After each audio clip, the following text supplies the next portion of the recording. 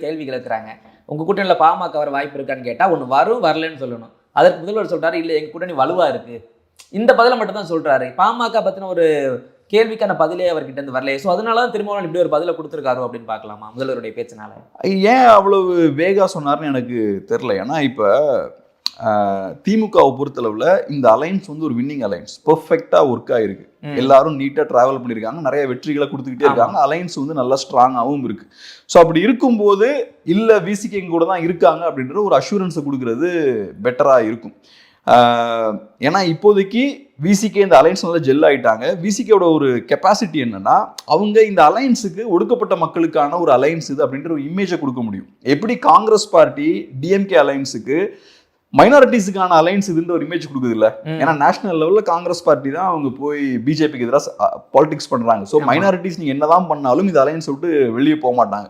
ஏன்னா காங்கிரஸ் பார்ட்டி இந்த அலைன்ஸ்ல இருக்க வரைக்கும் மைனாரிட்டிஸ் அலைன்ஸை நம்புவாங்க.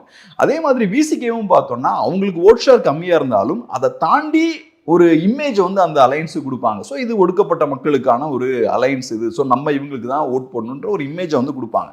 ஸோ அந்த வகையில் ஒன்று நல்லா ஒர்க் ஆகிட்டு இருக்கக்கூடிய ஒரு அலைன்ஸ் இது. ரெண்டாவது இந்த மாதிரி எக்ஸ்ட்ரா வேல்யூம் ஆட் பண்ண முடியும். அப்படி இருக்கும்போது ஸ்ட்ராங்காக விசிகே அப்படின்ற கட்சி எங்கள் கூட தான் இருக்காங்க, நாங்கள் சேர்ந்து தான் ட்ராவல் பண்ண போகிறோம் அப்படின்ற ஒரு அஷூரன்ஸை கொடுக்கலாம்.